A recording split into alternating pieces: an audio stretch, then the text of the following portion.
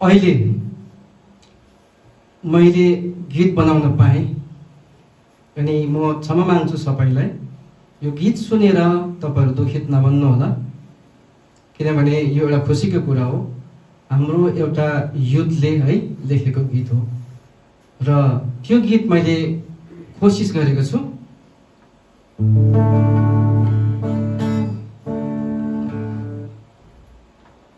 निकै मलाई पनि अप्ठ्यारै लाग्दैछ गाउन, किनभने धेरै गीतहरू गाइयो।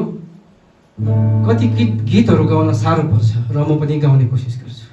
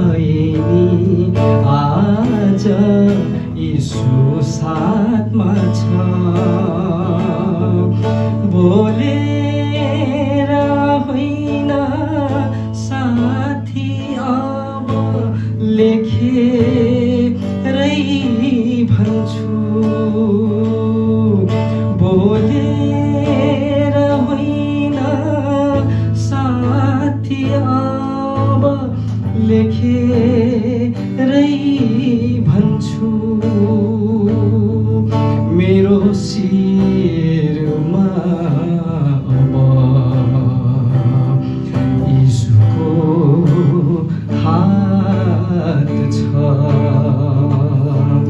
मसँग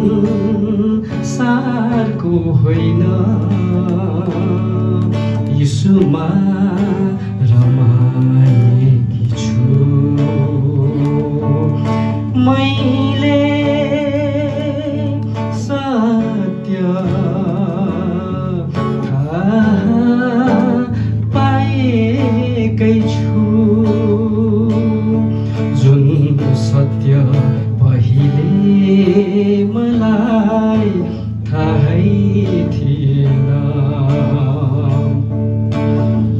आज हेर यीशुलाई चिने अब म अन्ध्यारोबाट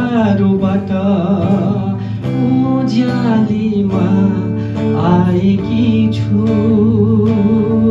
उज्यालोमा म आएको छु उज्यालोमा म आएको